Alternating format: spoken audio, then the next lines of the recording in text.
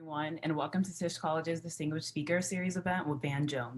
My name is Amber Sumda, and I am a junior in the School of Arts and Sciences pursuing a major in international relations, and it's my pleasure to kick off tonight's event. We are grateful for the support of our wonderful co-sponsors tonight, including Jumbo Vote, the Africana Center, the Political Science Department, and the Osher Lifelong Learning Institute. Additionally, Tisch College has many events and civic leaders visiting campus virtually this fall. Tomorrow at noon, political strategists from different ends of the political spectrum, Scott Jennings and Robbie Mook, will break down the first presidential debate for us. And next week, we will host the director of ruralorganizing.org, Matt Hildreth, on Monday, followed by Congressman Joe Kennedy III on Tuesday of next week. You can find out more information and register for these events by visiting tischcollege.tufts.edu/events.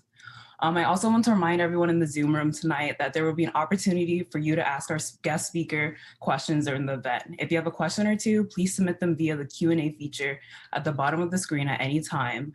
Tisch staff will be in touch with you directly for additional instructions, and they will try their best to get to as many questions as possible.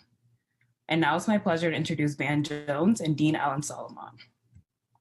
Our speaker for this evening is truly a jack of all trades and an expert on many of the most challenging issues we face today. Van Jones is the CEO of Reform Alliance, a social entrepreneur, CNN political commentator, and the host of the Redemption Project and the Van Jones Show on CNN.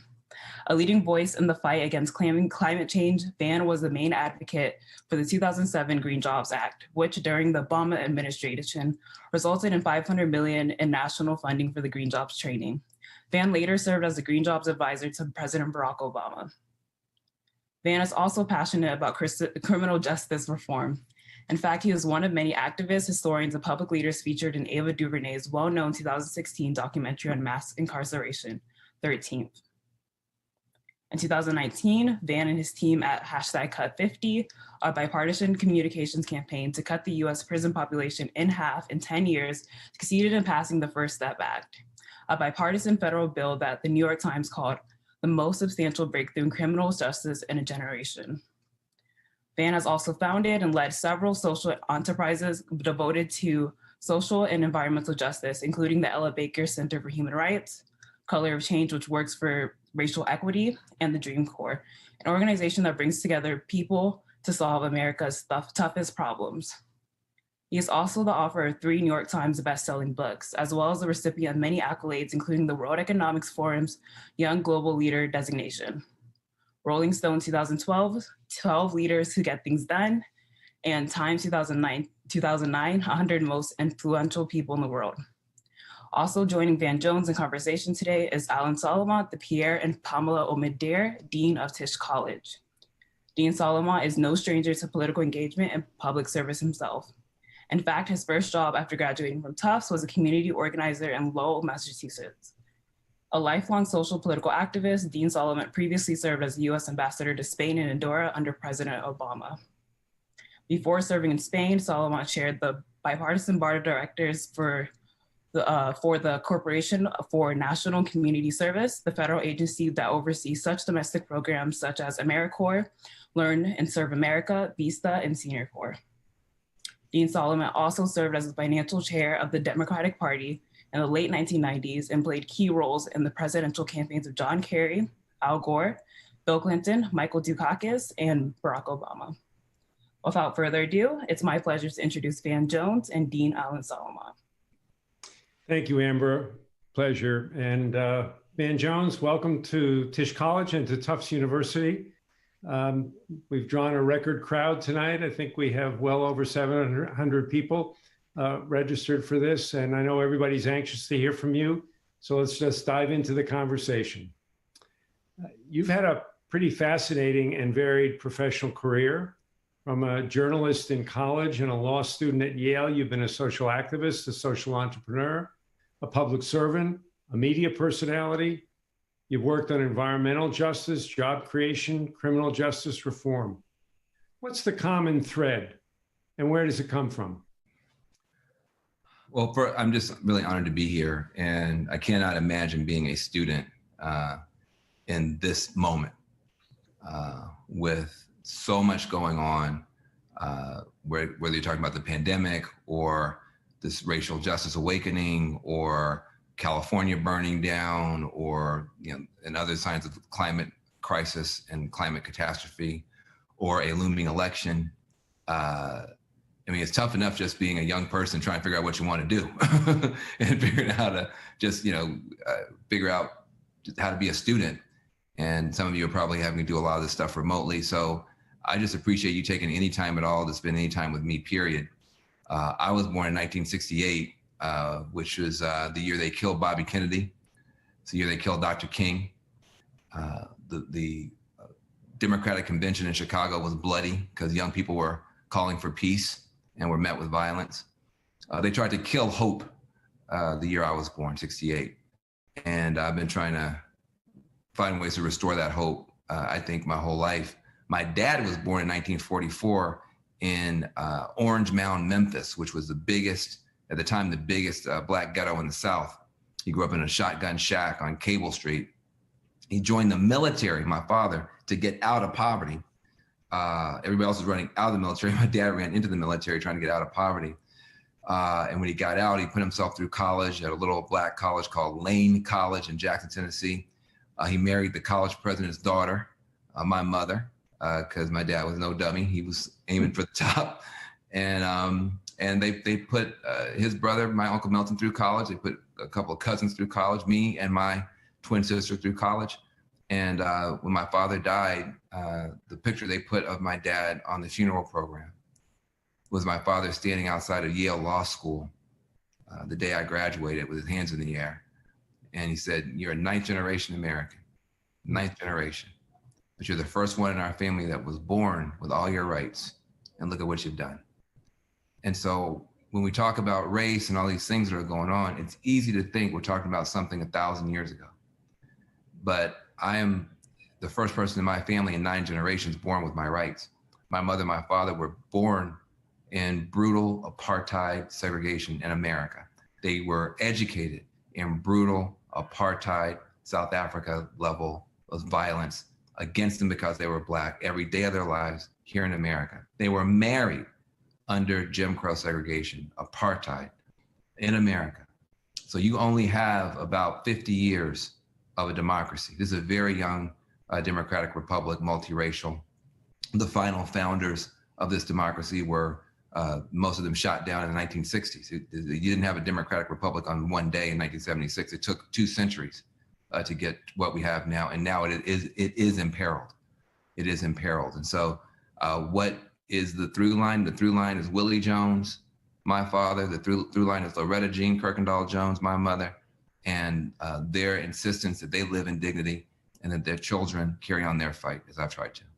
Thank you, man. I don't want to date myself, but I was a college undergraduate at Tufts when Bobby Kennedy was killed and Martin Luther King, and I was in Chicago in 1968. Oh, wow.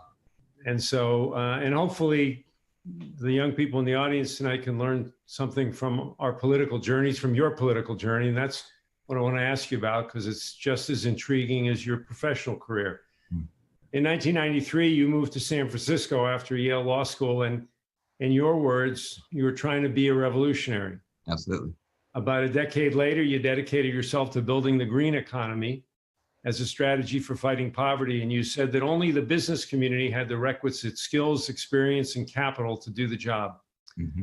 The New York Times observed that central to his progressive agenda is finding common ground with right-wingers, even as he disagrees with them on matters big and small. Tell us how your politics have evolved and what lessons young people can draw from your experiences. Well, the first thing I would say is, if you believe it, put it into practice, whatever it is, as long as it's not violent, but, as long as it's, but if you believe it, put it into practice. If you believe in anarchism, if you believe in libertarianism, if you believe in socialism, if you believe in racial justice, whatever, put it into practice. Because it's very easy for young people to sit around and critique everybody who's actually doing stuff and not actually do it. There's something that's happened in our academy, which is, the impact of postmodernism, the impact of post-structuralism is you get a cookie for deconstruction. You did something, I'm going to deconstruct it. You said something, I'm going to deconstruct. I'm going to show you where you're wrong. But that only gets you so far in the real world. at what point can you engage in reconstruction? Can you actually build something rather than tearing it down? Can you actually accomplish something rather than criticizing people who are trying? And so I would say, whatever you believe in, put it into practice, and it will teach you more in practice than you'll ever, be taught, talking about it. I love talking about it, but I love doing about it more, number one. Number two, my answers have changed a lot when I was a young left-wing radical to where I am today. My questions have not changed. My questions have always been, what can we do to help the poorest people? My dad came out of the poorest. My dad was considered poor in the poor community. You always have tiers. My dad was considered poor in a poor community. What can you do for the poorest people, the people who have the least wealth, the least money, the least access? What can we do about bigotry, racism, discrimination? And what can we do? When I was a kid growing up, I grew up on the edge of a small town, the woods, my love for nature, my love for the environment comes from being a kid chasing tadpoles and, that kind of stuff. And so I've always cared about nature. I've always cared about the poor. I've always cared about people who've been bullied and mistreated because of their gender, because of their race, because of their sexuality, always, even when I was a kid. I don't know why, and you don't know why. Some of you guys are just sensitive, big-hearted people, just care about folks you don't know why. I'm one of those. I'm one of you. So those questions have been with me. I can't remember not having those questions growing up as a barely into the middle class Black kid in the rural South. My answers have changed a lot. And my answers have changed because I got a chance to be in socialist collectives. I got a chance to be in the Bay Area with my berserkly left-wing radical friends running around all the protests and getting arrested and all that stuff. I got a chance to do all that stuff. I got run over by a police car protesting the World Bank in 1999. Maybe it was 99 in Washington, D.C. I got tear gassed in Seattle in 1999, the big protest against the World Trade Organization there. I've been to jail. I've done all that stuff. And so having done all that stuff, what I found, and by the way, started a bunch of community-based organizations, not-for-profit organizations, sued a bunch of police departments, closed 5 abusive youth prisons in California. People always tell me, oh, Van Jones, you're not woke enough. I'm like, I was woke before y'all have alarm clocks. How many prisons have you closed? Most of the people who criticize me haven't closed a single prison, haven't gotten one person out of jail, haven't passed one bill. We got 63,000 people, the Reform Alliance, me and Jay-Z and these guys, we got 63,000 people out of prison this year alone, biggest reduction in prison population in the world, well, not in the world, but in the United States ever, ahead of the COVID crisis. 18 bipartisan criminal justice bills in tough states like Mississippi and Georgia. So in my day, you had to do it. You couldn't just say it. You couldn't just have the critique. You couldn't just tweet it. You had to go and do it. And what I found, building those organizations, suing those police departments, dealing with the death threats, achieving stuff, is that I wasn't as smart as I thought I was. That it turns out that this is a very tough system to move around. Yep. And protests and lawsuits and being right, it feels great in your 20s, but at a certain point you look around, people can't eat my sound bites. Yep. People can't live under my protest signs. And at a certain point you start realizing I'm gonna have to drive some money into these communities. And once you realize that people, they love you protesting their kid that got shot by a cop, they sure wish that kid had a job. They love you protesting the fact that they passed something around them building more prisons. They sure wish somebody would bring in a factory or a mall or some kind of economic opportunity. Then you begin to get more sophisticated, complicated analysis because you can't keep going in the same communities telling them to protest when you got a job and they don't. I want to dig a little deeper into some of those solutions, but first I want to talk a little bit more about college campuses. A few years ago, speaking at the University of Chicago's Institute of Politics, you were asked about safe spaces on college campuses. And this is what you said: I don't want you to be safe ideologically. I don't want you to be safe emotionally. I want you to be strong.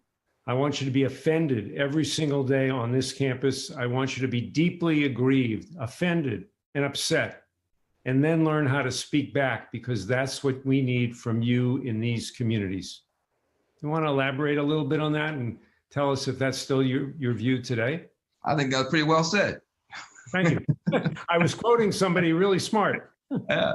Hey, look, I'm tough on these students, because when I was a student, they were tough on me. You got to remember, when I was born in '68 and you were in your 20s, by the time I got into my 20s, there were people who were who had been in the Student Nonviolent Coordinating Committee, who had been in the Black Panther Party for self-defense, who had been young lords, who had really gone, to the mat for liberation and for justice. And they would come and talk to us, and they were tough on us. They weren't saying, "Oh, well, geez, we don't want to hurt your feelings. We hope you feel." They listen. This is tough. It's a tough fight, and you guys need to be tough. You need to be smart. You need to be strong. You need to be, wise. And so I come from the old school, where you don't expect for everybody around you to pave the jungle for you. We're gonna have to pave the whole jungle, because his feet are so sensitive. Put some boots on. Put some boots on. I'm worried. I'm seeing students come off the campuses now who are liberal, who are progressive, who are completely useless to the fight. They are, beyond useless. Because what they do, they come into your organization. You're an organization, you pull together some money, you're suing cops, you're trying to pass legislation, you're trying to elect a candidate. And when they come in, they immediately start criticizing everybody. Everything they've got a critique for. Well, you didn't say this the right way, you didn't say this the right way, what about? And they basically just turn into like little sort of like postmodern, post-structural deconstructionists.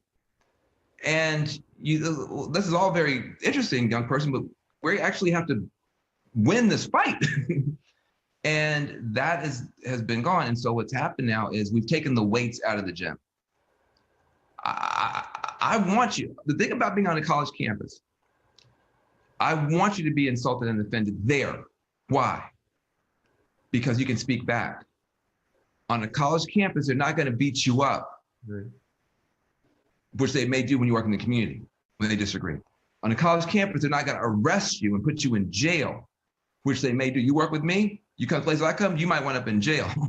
On a college campus, the only thing they can do is say something you don't like, and you get to say something back. So you get a chance. Please, you want to be offended. You want that racially insensitive comment. You want that, not to, well, now I'm going to have the administration ban that professor, or I'm going to make sure that person can never speak again. No. You got a sparring partner. You want to get good. How do I stay calm? How do I center myself? How do I out-argue the person? If you eliminate the argument because you're eliminating the offense, I don't want to be offended. Well, now guess what? You never have the argument. You never have the fight. Now you leave the campus. You think in these neighborhoods, I work in Appalachia, I work on the border, I work in reservations, I work in the hood. Do you think those are safe spaces? Do you think those are safe spaces? Do you think that somebody, you can raise your hand and say, "Excuse me, you offended me," in those places? No. And so I want the left to kind of relax a little bit. I want you to be physically safe. I don't want anybody to harass you, sexually or otherwise, physically safe. I don't want anybody to call you the N-word or target you personally, threaten you, harm you, physically safe. But I don't want you to be psychologically, ideologically, emotionally safe. I want you to be psychologically challenged, emotionally challenged, ideologically challenged. Why? Because then you're going to be strong and you can deal with it. And then when you come off the campus, we can stick you on anybody and you'll eat them alive. I want you to come off the campus and be ready to eat somebody alive. If you come off the campus arguing in the organization, we all have to change everything that we're doing so you feel better, you're not going to work for me for very long. Thank you for that. Yeah. I want to talk to you about a couple of solutions to big problems that you promoted. So your first book was titled The Green Collar Economy. It's been described as a blueprint for solving two of the biggest issues facing the country today, the economy and the environment. You went on to become President Obama's special advisor for green jobs. Describe your vision for building a green economy. Well, here's where my ideas really began to change, because there's just not enough protest you can have to change the course of the global economy, which right now is a suicidal mission. At some point, you can protest all you want to. Somebody's got to start a business selling solar panels. Somebody's got to launch an enterprise putting up wind turbines. Somebody's got to get a job or a contract or an entrepreneurial opportunity putting up those solar panels, weatherizing those buildings. And you begin to realize there's a big economic component here. It's not, you might imagine everybody's just going to suddenly stop using any products or services and just hold their breath and hope the earth heals. That's not going to happen. Human beings are going to continue to be engaged in economic activity. You just want to change three things. You want to change the way we power our buildings and our machines. So we're not using coal-fired power plants anymore, which is polluting everything, but we're using solar panels, we're using wind energy, we're using energy efficiency. You got to change the way you power your buildings and your machines. Those are jobs. Those are contracts. Those are business opportunities. Change the way we power our vehicles. Smart cars, smart batteries, electric vehicles, fuel cells, bicycles, et cetera. All that still economic activity. And change the way we power our bodies in terms of what we eat. Organic, natural, local. That's also businesses. So suddenly you realize as you begin to fight and you're trying to fight poverty, how do you fight poverty? You bring in jobs, but what kind of jobs? You're going to bring in polluting jobs, toxic jobs, jobs that help corporations cook the planet or ruin rainforest? No. You want to bring, if you're going to bring in jobs to the community, they need to be ethical jobs. They need to be earth honoring jobs. They need to be green jobs. And so suddenly my fight right there in Oakland, trying to get kids out of jail and into jobs. That was my fight. I'm going to get these kids out of jail and we'll get them jobs. Suddenly I wind up, it's got to be green jobs, not jails. And I'm in the middle now of the two big arguments in the country, one around race and racial justice and criminal justice, and the other around climate and the environment. And I was, a relatively young guy to suddenly be the center of, national controversy and the national conversation. I was in my late 30s, a brand new dad. Relatively young to be trying to manage these two big conversations. But I say this generation, those will be their conversation. I was 15 years early. But this generation, they are offended by these prisons. They are offended by the way that some of our police officers are conducting themselves. And they're really offended by the way the police departments let it keep going on and on. They are offended by the way these prosecutors go after poor kids and let rich kids get away with whatever they want to smoke or do. They are offended. This generation is offended by mass incarceration, and they are terrified by climate catastrophe looming. And so that green jobs, not jail stuff that I was talking about 15 years ago, which seemed so out there and so weird, will be, I believe, core to their agenda going forward. I don't know if you were that much before your time. I know the Obama administration put billions of dollars into wind farms, solar farms. And made a big difference. The job isn't finished. There's more to be done, but you were right in the middle of that. But talking about criminal justice reform, you've been a leader in that fight for more than 25 years. You've said it's your life's work to close prison doors and open doors of opportunity. You've also said that what needs to happen is big structural change in how we penalize people in this country, especially brown and black people. Describe some of the big structural changes that need to happen, and what can we as individuals do to help bring them about? Well, listen, individually, vote and make sure that in your own institution, you're not penalizing people because they have a criminal record. Make sure your school allows, people to have a second chance on that campus and access to financial aid, et cetera, because the federal government bans you from getting a scholarship ever again, a federal scholarship ever again, if you've been convicted of a drug crime. If you don't mind my saying, we partner with a community college to offer an associate degree to incarcerated men at MCI Concord. No, that's great. Well, continue, to to promote those kind of programs. Wherever you are, you know, the United States has the biggest prison population peacetime in the history of the world, ×2. There's never been a prison population, peacetime prison population this big. China right now has about 1 million people in prison. Now their prisons are terrible and they harvest their organs and all that kind of stuff, and they treat the Uyghurs like unbelievably badly. But from technically, China with 1 billion people plus only has 1 million people locked up. The US with about 300 million has 2.2 million locked up and another 4.3 million caught up on probation and parole. 6 million human beings trapped in the land of the free, trapped in prisons and surveillance and the revolving door between the two.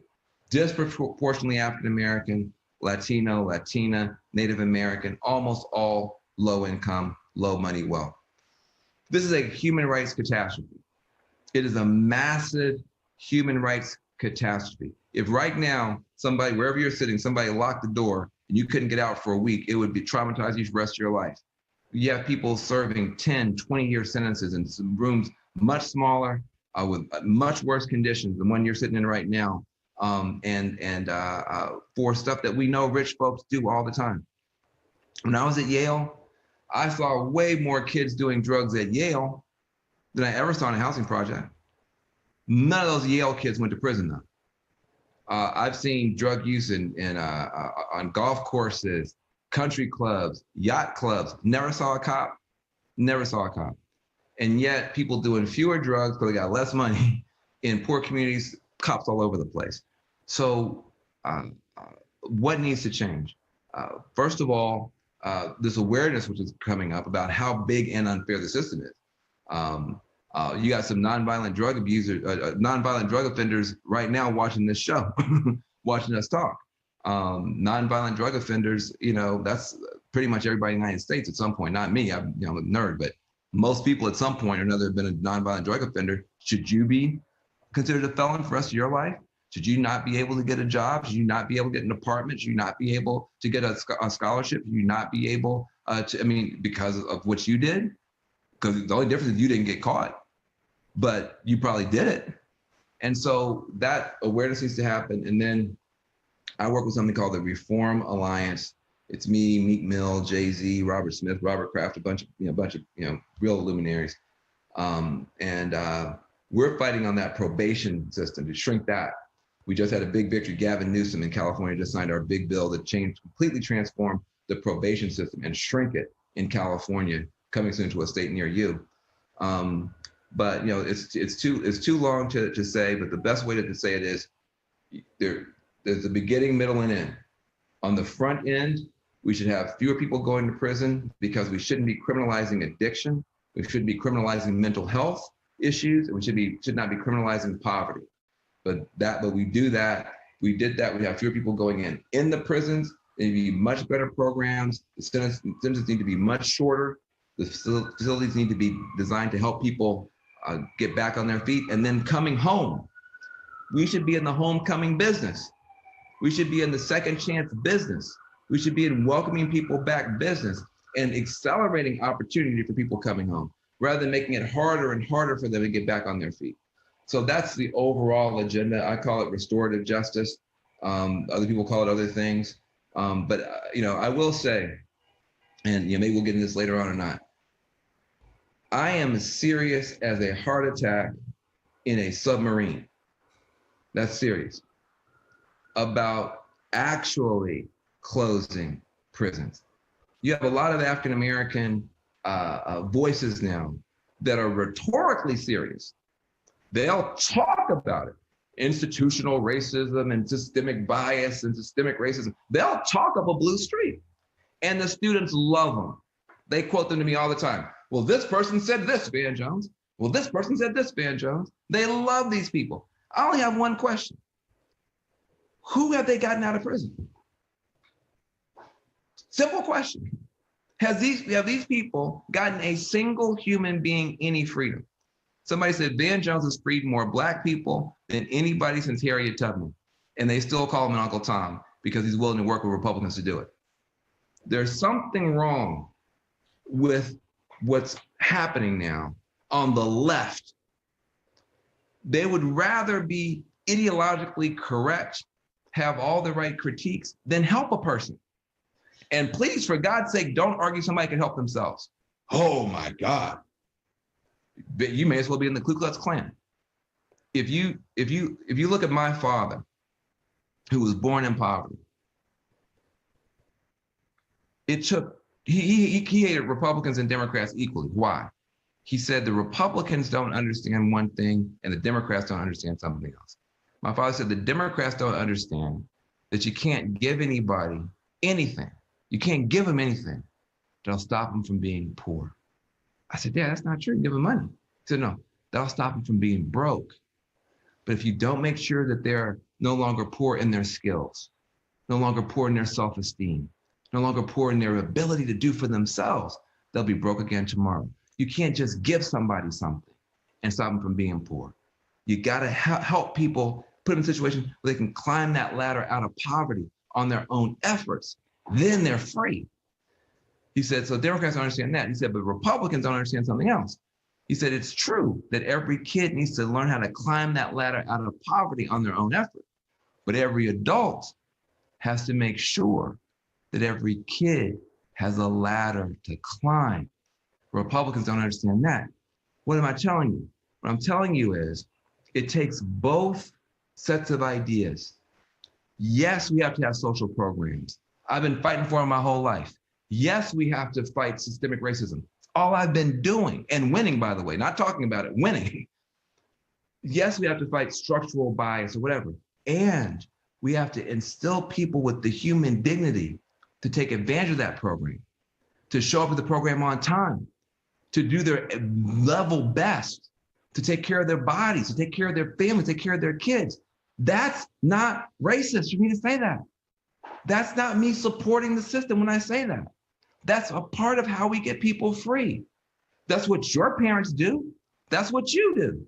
That's what everybody here does. But if I say publicly, African Americans also, in addition to all the fights I've been a part of, we also have to take personal responsibility wherever we can, to the extent that we can. Eat one less donut a day.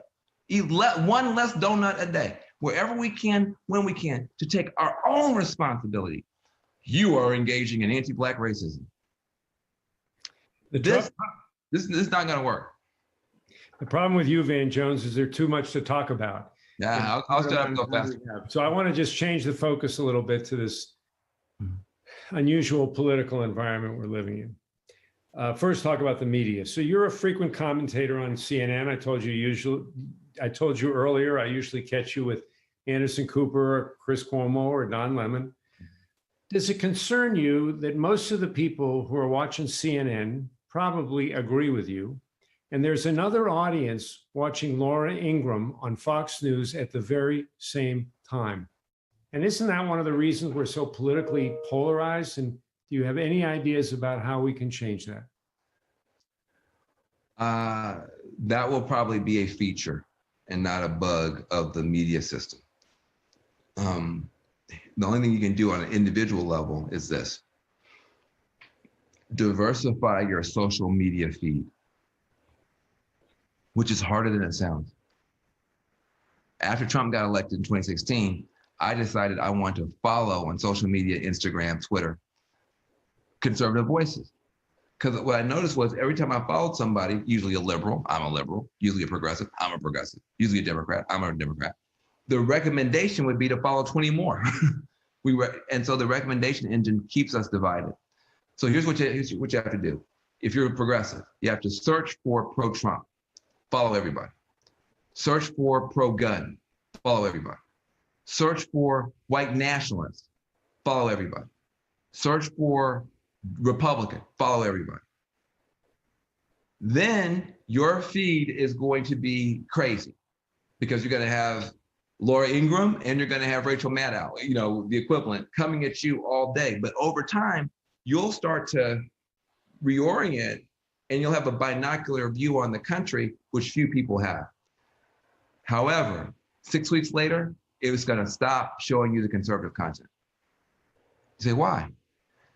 Because if you're not interacting with that conservative, if you're not liking it, sharing it, typing anything in there, the algorithm will figure out he is not a liberal. I mean, he is not a conservative. She is not a conservative. And they will just disappear in your feed. So you have to search for these crazy terms, follow these people that you would never follow, and you have to interact with the content. But if you do that, you will be able to see both sides. Now, most people don't want to do that. I don't want to follow those people. Well, then you're no better than the other side. I don't want to follow you. And this is the challenge. You can do it, but it takes a lot of personal effort. I heard you the other night on Tuesday commenting on what one of your colleagues called a shit show, and I won't go there. I'm going to be talking to Robbie Mook and Scott Jennings about that specifically. But I did want to ask you, what concerns you the most? What frightens you the most about November 3rd, about what we're coming up to? The convergence between the white nationalist terrorist movement, and we should call it white nationalist terrorist movement. The biggest terrorist organization or network or movement in the country is not Muslims. According to the FBI, the biggest terrorist network are white nationalists and white supremacists. They're murderous. They're growing rapidly. They take aid and comfort from the words of the president and the things the president doesn't say. And I think that's going to always be one of the worst marks on this president, is that he, by his words and by his omission of words, gave some aid and comfort to a terrorist network that is growing in our country of white nationalists. The convergence of that dynamic with what seems to be a growing enthusiasm for authoritarianism, also on the right. Those two forces coming together, the authoritarians who would have Trump be in office for 20 more years and wouldn't really care, and these white nationalist terrorists could converge around this election. And you could have racists going to the polls armed to challenge and stop people from voting. There's rumors that could be happening. It's called True the Vote, where you'll actually be seeing intimidation tactics at the ballot box itself. And if it's a close election, you could have a whole series of lawsuits and breakdowns and protests and riots around this election. The only way to avoid all that is for one side or the other to win a landslide. I mean, if you're for Trump, you go vote for him and vote for him early. If you're for Biden, go vote for him and vote for him early, because we need a clear answer. We don't want to razor thin by one electoral vote after 47 lawsuits in January outcome, because the person won't be able to govern. We need a landslide one way or the other. You know who I'm pulling for, you know my political party, but we need a landslide one way or the other so we can go on. We've got a bunch of students queued up to ask you questions. I did want to just read from the Q&A that's showing up on my screen. And I'm not even sure you just answered it, but somebody wrote, you referred to the results of the last election as a white lash. Do you think there will be a Trump lash this time? I think that there could be. In other words, liberals and progressives, coming now against Trump, there could be. Or there could be a big iceberg of mostly white men who didn't vote in 2016, maybe haven't voted since Reagan, but who see Trump as their champion. They're not being polled. They're not likely voters. Nobody's going to call them. But that iceberg could thaw over the next 30 days, and you could see a massive rush to the polls, shocking all the pollsters, of mostly white men coming to the rescue of the one president who has explicitly said, I am your candidate. If that happens, the polls will be completely wrong and will be shocked by the resilience of his coalition.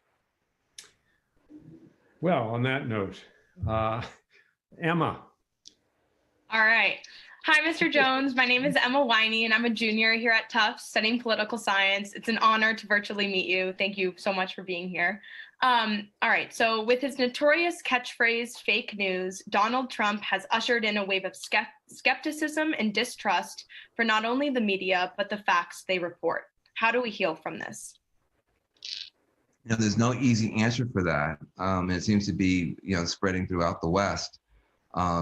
What I can say is that you can be responsible yourself for not passing along fake news from your own side. A lot of liberals are not immune to, especially online, Facebook, other environments, to just, I can look at this thing about Trump. He's so terrible. You just pass it along, and it turns out that it's exaggerated. It wasn't exactly right. So all we can do is try to have the antibodies ourselves, and so that we're not super spreaders of bad ideas from our side. But it's going to be a long time before there emerges an institution that all can trust. Blockchain, by the way, which is kind of like an engine for trust, for trusted interactions online, could hold some answers. If trust is a deficit, blockchain is a way to establish trust in other areas. Maybe there's something there that could be done.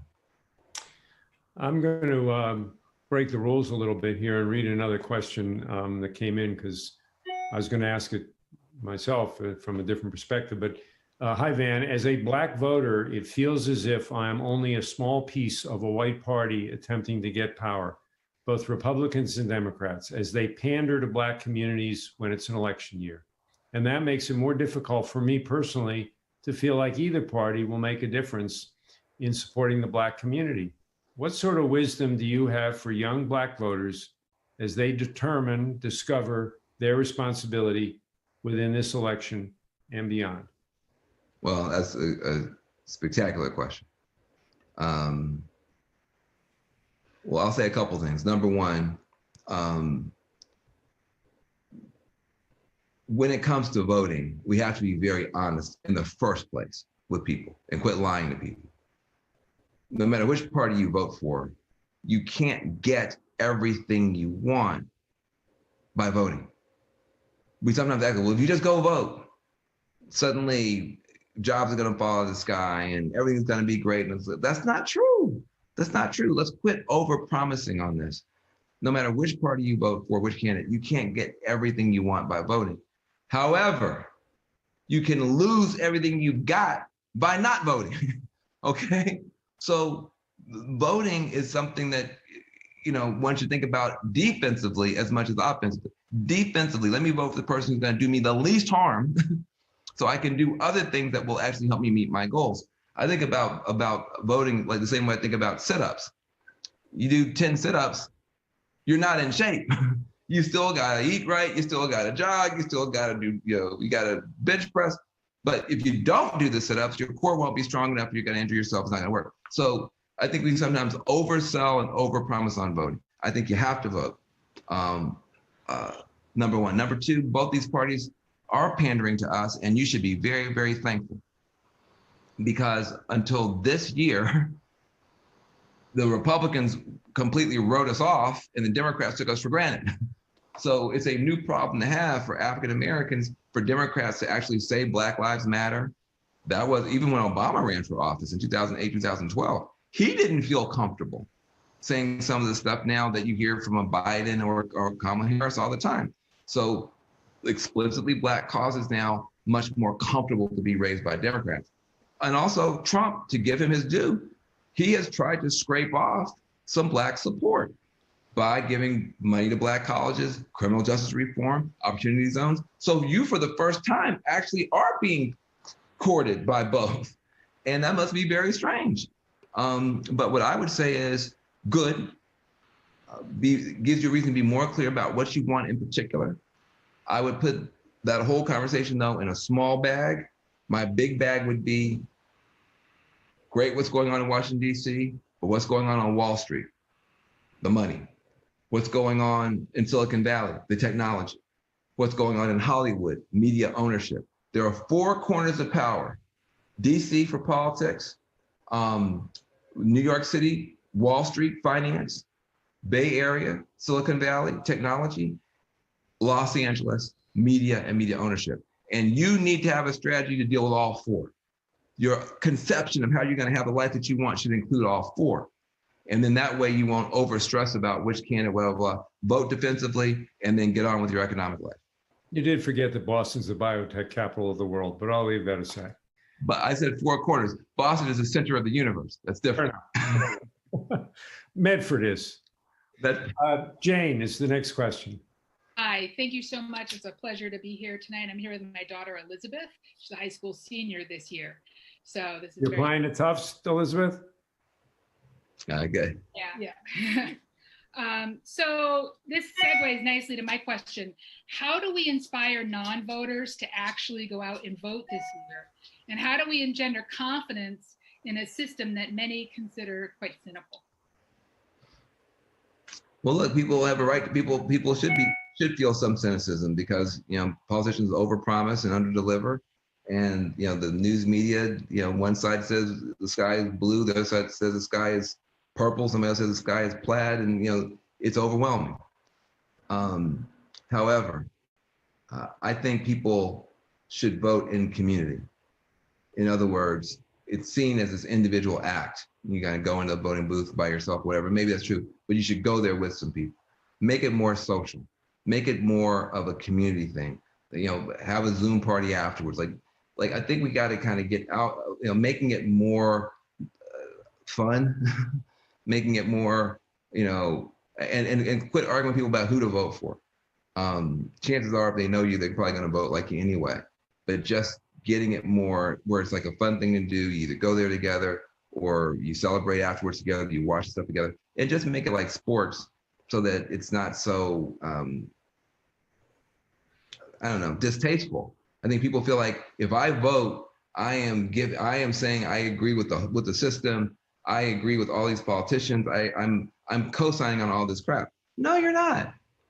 When you go to the mall, that doesn't mean you're signing off on everything in the mall and every chicken McNugget there or whatever. No, but you're participating in the economy by going to the mall.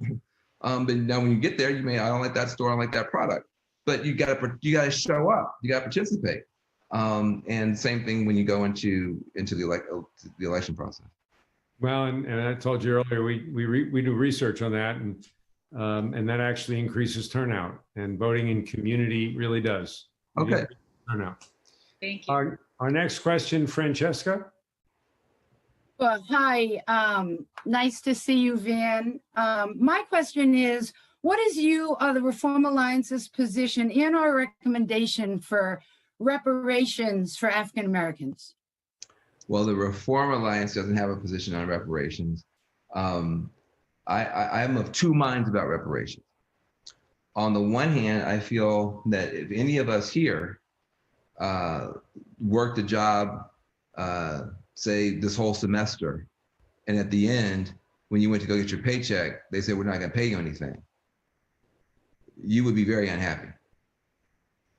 Imagine working, 3 or 4 months hard, and then when it's time to get paid, you get no money.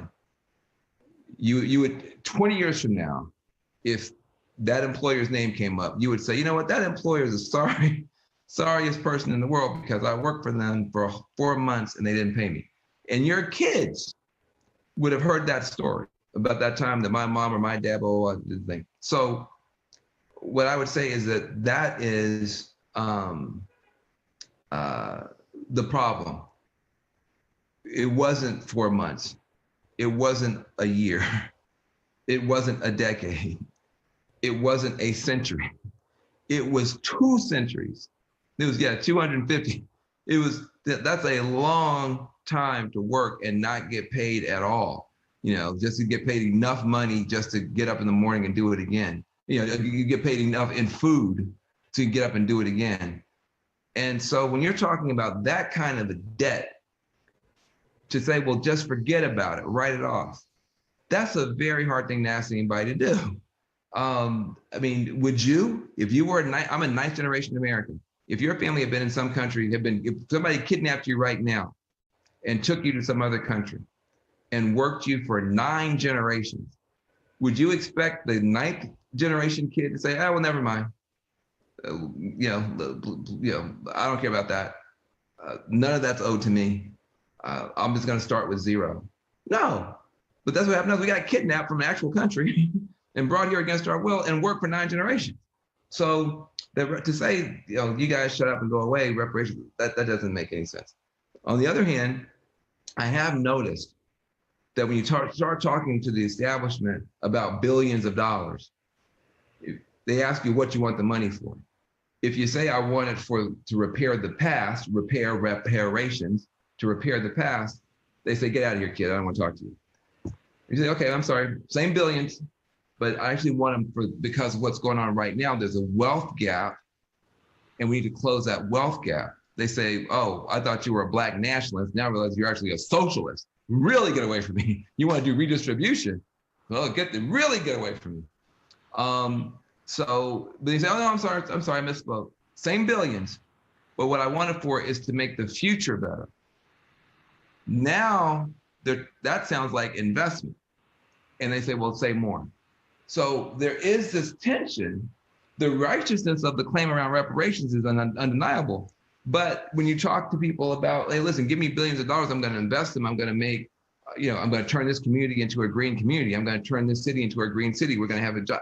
And it seems like you're talking about the future. For some reason, people listen a little bit better. So I sometimes sneak my reparations into my reinvestment conversation. We have one more question from a student, Ella. And it's up. Yep. I'm turning it over to you, Ella. Okay, thank you. Hi, my name is Ella. I am a sophomore studying film and media and civic studies. And thank you so much. These words have been so inspirational and empowering and have got me very excited. So, but my question is, when our world is so divided, how do we create connection across those divides? Well, focus on the bottom. Focus on the bottom. I believe in bottom-up bipartisanship. When you start dealing with people behind bars, you realize they need all the help they can get. Republican, Democrat, Black, white, they're not turning any help down. When you start dealing with people who are addicted, trying to get off of drugs and alcohol, they need friends, not enemies.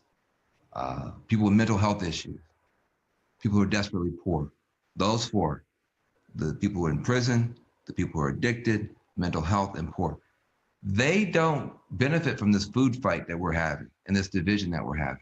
That's middle-class people and rich people. We get off on all this stuff.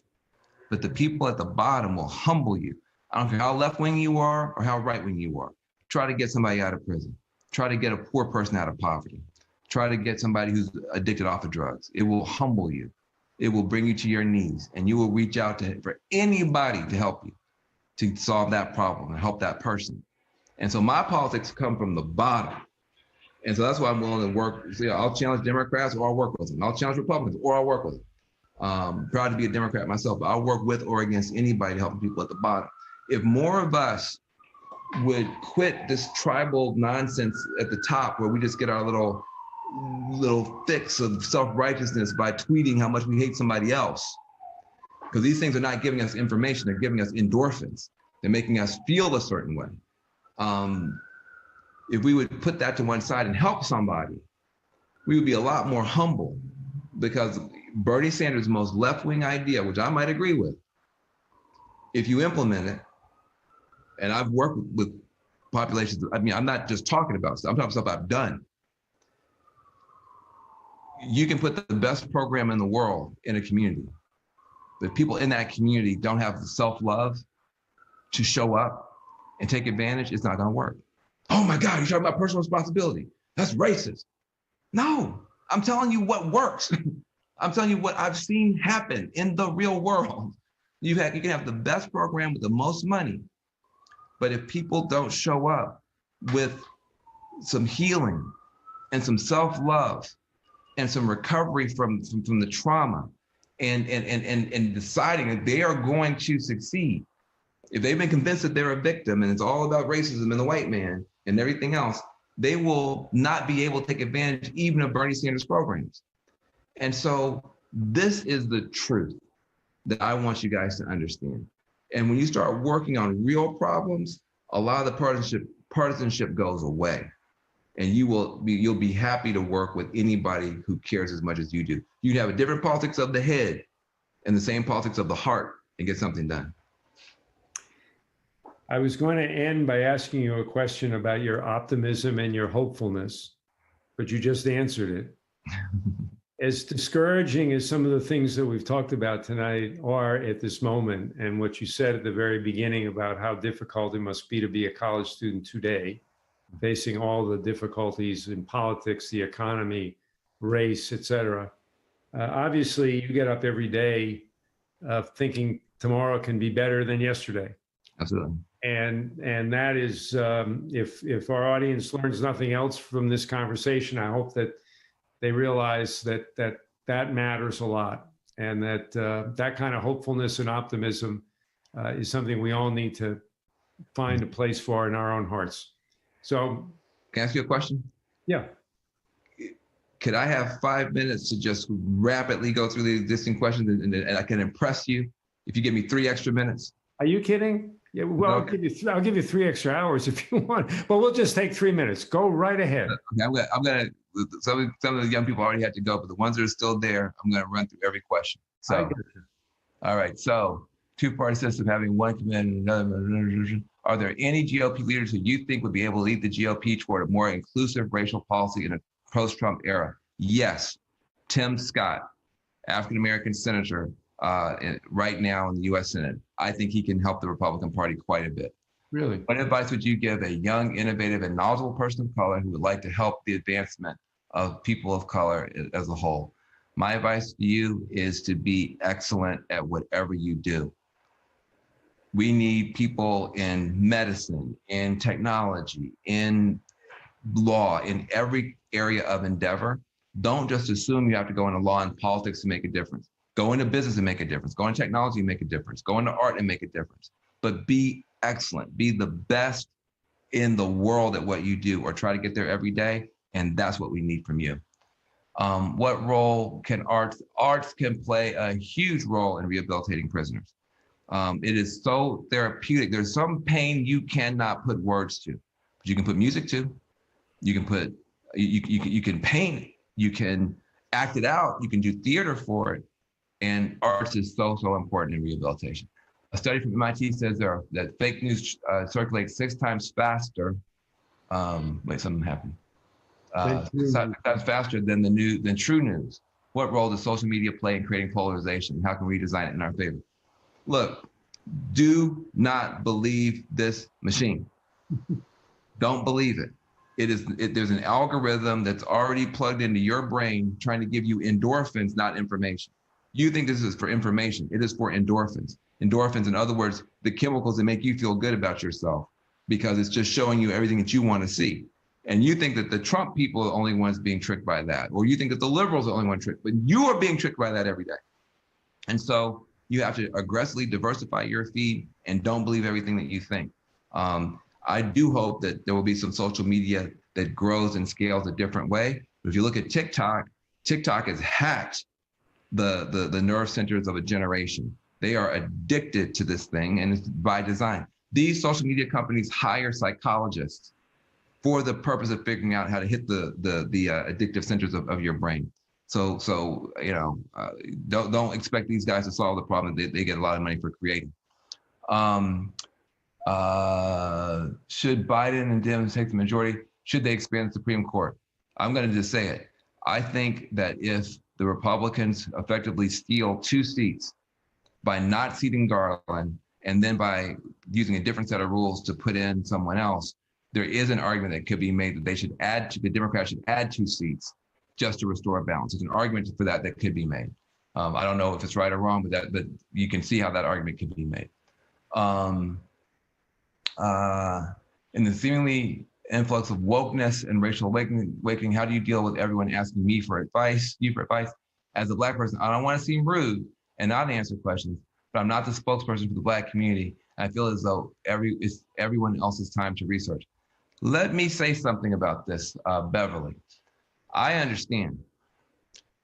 We almost feel schizophrenic sometimes, because we want our white colleagues and our non-Black colleagues to understand, but we don't want to have to be professors all day. And there's a reason you pay tuition to go to college, because it's expensive to educate a person. Educating a person is expensive. That's why there's a budget for the public schools. It's expensive to educate someone. So if you're now being asked to educate everyone for free, that's expensive to you. And it might be emotionally taxing and draining. And sometimes somebody gets triggered by what you said and you got to manage them, even though you're triggered too. It's tough. I understand. And so you don't always have to do that. I think it's always good to have some suggestions for people as far as books that they might want to read, topics they may want to look up. Google is I always have to tell people, Google is a powerful tool. I just don't have it within me right now to explain everything to you, but check out these authors or whatever. And, but it's a situation you're going to find yourself in for a long time until our systems start teaching everybody's history equally and everybody's experience equally. You will have that unfair burden. Just plan for it so you can, save your energy. And you said you don't want to be rude. I think that's exactly right. You don't have to be rude. You can just say, I just don't have it within me to explain it all today, but maybe check this out. After the fiasco, would you recommend he show up I would recommend that Biden show up any chance he can to speak to the American people. And if Trump wants to turn every debate into a debacle, I think he's going to find out that the American people are especially the older voters that Trump needs, like that a lot less than Trump thinks that they do. What role is the media playing in normalizing the president's behavior and statements? It seems just by reporting on them, there's a paradox. No president has ever been asked if they will facilitate a peaceful transfer of power. It's a complicated question, Jeremy, and I don't know the best answer to it. What I will say is that I think that sometimes we give Trump too much attention. I think the media has now been trained to just wake up and look at the, twit box and see what he's done and scream about that. I think we miss a lot of good in our country. I actually see the country very differently than most people on the left or the right, because I work with people on the left and the right. I grew up in a red state. I was educated in a blue state. I've been a target of the right-wing media. I've been a target of the left-wing media. I'm now a part of the mainstream media. I was a grassroots radical outsider. I became a White House insider. I have a 360 view. It's hard to fool me because when people talk stuff, I've actually done stuff, so I don't have to listen to them. And what I'll tell you is this: the country is not what you think if you look at the news. They will convince you that the problem with America is all these awful people, either awful people in the Republican Party who are allegedly all racist and bigots and allegedly all, just horrible people, or awful people in the Democratic Party who are allegedly all socialist or race card players or snowflakes or whatever. There are awful people in both parties. It's the smallest problem that we have. The big problem we have is there are awesome people in both parties of all races, all backgrounds, who just don't know what to do, who just don't know how to talk to each other, who just literally do not know what to do and are at a wit's end. We don't have an awful people problem so much as we have an awesome people problem. And I'm more focused on getting the awesome people to work together to help the people at the bottom. That's my job. That's what I'm trying to do. And I do think that the media could do a much better job on helping with that agenda, but don't hold your breath. What is my response to the claims that they have done, that the Trump administration done a bunch of stuff? The Trump administration has done a bunch of good stuff for Black people. They have given historic money to Black colleges and passed the First Step Act and lowered Black unemployment, less than Obama did, but they did, and opportunity zones and some other stuff. They've also done atrocious, horrific, unbelievably awful stuff. And so you have to look at it on the net, the net basis of letting a COVID crisis rip through the country and kill 200,000 people, disproportionately Black. That goes in the pot too. Giving aid and comfort to white supremacist terrorists who could kill, hundreds of people or thousands or more this year if they get too excited. That goes in the pot too. I think liberals make a mistake when we have to say he's never done anything good to make our case, because it's not true. I think we make a much better case to say he's done a few good things, but he's done too many bad things that offset. And I've never seen anybody want to eat a peanut butter and ketchup sandwich. Nope. Somebody might like peanut butter and they might like ketchup, not on the same sandwich. So you want to put I love Black colleges and the Proud Boys on the same sandwich? Nobody's going to eat it. You want to put I love criminal justice and Alice Johnson and winking and nodding at white supremacists on the same sandwich? Nobody's going to eat it. So you don't have to pretend he's never done anything good, but it's the bad stuff he's doing that's counteracting. What would you? Oh, let me see. Who's your greatest mentor? My greatest mentor, Prince, who I worked with for many, many years, right up till the end of his life. I helped him with his philanthropy. And also Ariana Huffington, who's an amazing journalist and who taught me so much. And Newt Gingrich, surprisingly. We had a TV show together. We had a TV show together and called Crossfire. And I learned more watching Newt work and how hard he worked, how smart he was working, the way that he dealt with people, the way he dealt with language, than I learned from probably anybody else. So those would be my three. Interesting. And then what would I recommend for international students to bring back to their own countries in terms of the dialogue on race? Your country is probably better than ours at this point. But what I would say is that it is the case that we have every kind of human being ever born in one country. Every faith, every sexuality, every gender expression, every kind of human being ever born in one country, and we mostly get along. We mostly get along. Now we got our tensions, but you got countries that have two ethnic groups and they fight all the time. We mostly get along, and I believe that we will continue to be an example to the world on that, despite present difficulties. What is the thing I wish left-leaning folks understood about conservative folks, that they want respect too. They're human beings too. If you're a 53-year-old white guy or a 62-year-old white guy, and every time you hear a liberal talk and they say straight white male, they mean the Antichrist. Every time you say straight white male, you mean something negative. They're human beings, and they don't appreciate that. And that opens the door for Donald Trump. Sometimes you're feeding what you're fighting by never pointing out, all of us have had some straight white dudes in our life that are cool. That's not, all of us have, Thank you. Oh, present company included. Listen, don't feed what you're fighting. Don't become what you're fighting. We can make our points and refuse to be dehumanized without dehumanizing anybody else. That's the high bar that I think we have to begin to hit. How to deal with homelessness? That's the only question I'm not even going to try. Wilkinson. That's too hard. There's so many systems that have gone wrong there, but I sure hope you can figure out a way to fix it and work on it. I worked on homeless issues for the first 5 years out of law school, and it just broke me. And that was when things were a lot better than they are right now. And then the last question, no matter who wins the election, the divisive views of the people in the two groups in the country still remains. The losing side will simply promote the same ideas through a different leader. How do we get out of that rut and improve and create national unity? That leads me back right where I was. Both of these parties, at their best, are honorable parties. Both of these parties, at their best, are honorable parties, and we need each other. I've never seen a bird fly with only a left wing, not even in Berkeley, California, okay? I've never seen a bird fly with only a right wing, not even in Mississippi. But it takes two wings to fly.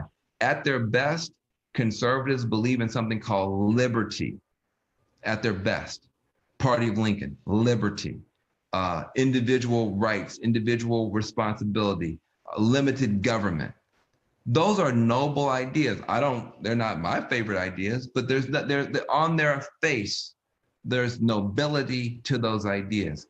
Now, how the hell Steve Bannon and other white nationalists wind up in a party like that, that's to their disgrace. But they're at their best, those are noble and important ideas. And at our best, Democrats, at our best, believe in a concept called justice. We don't like little folk being run over by big folk. We don't like poor folk being run over by rich folk. We believe in something called justice. And at our best, that's who we are. Shirley Chisholm, Bobby Kennedy, FDR. How the heck the crowd that says if you don't eat kale and listen to NPR, you're an idiot, how those elitists have gotten into this party and feel so comfortable, I have no idea. That's to our disgrace, okay? But at our best, both of these parties are noble. They both have hypocrisies that are working their way through. Elitism in the Democratic Party, which should be the party of the people, and frankly, rank racism, bigotry in the party that should be about individual liberty and individual dignity. So both of these parties have their problems, but they also both have their principles, and we need each other. And so what I would say to you is this, we know for sure from the last century, justice without liberty is a nightmare. If you just go for social justice, we just want power to the people, social justice, and you don't care about anybody's individual rights or individual liberties, you will have a totalitarian nightmare, which you had in Eastern Europe under the Soviets. And I'm saying this is somebody who's very critical of capitalism, but you had a totalitarian nightmare because you had the pursuit of social justice and no concern for individual liberty. And what you're also seeing in this century is if you go for liberty and no concern about justice, just let the free market reign, let the, everything's about the individual market and this and that, and let me make my money and get out of my way, then you wind up with another nightmare because then the corporations take over and then they buy your media system and your elections, and you got another kind of nightmare. So justice without liberty is a nightmare. Liberty without justice is a nightmare. That's why we say liberty and justice for all. It's a contradiction. That's America. Both sides pushing and pulling on each other's ideas, sticking up for slightly different things, but doing it with respect, doing it with civility, doing it with passion, but doing it the right way. You can get the best country in the world, or at least be on the pathway to having that. The minute that you decide that you want the other party not in opposition, i.e. we're gonna win this election, you're gonna lose, you'll still be in the state legislature, but we're gonna have the speakership. It's once you say, I don't want you in opposition, I want you in oblivion. You are evil, I hate you, you're wrong on everything. Not just, and your worst people, I'm gonna pretend that's all your people. Your worst tendency, I'm gonna pretend that's your entire tradition. Now you got a civil war because we can't live together and we can't compromise, we can't work together. So I would say to you, please be passionate in your views and frankly, take a side, but recognize that your side ultimately needs the other side. And you'll be able to get us out of this ditch as a generation. Dan, thank you very much. This was just terrific. And I know everybody learned, I learned a lot. I was inspired by you. Well, thank you. And I hope we can watch the video I sent you. Yeah, that's good. Let's stay together. Sorry for the extra 15 minutes. I hate being a student and my question not getting answered. When I was a student, I was like, I'm paying to be here, and he didn't answer my question. So thank you. We're going to bring you back to teach. Okay. Hey, I'll come if you call me, sir. Okay. See ya. Bye now.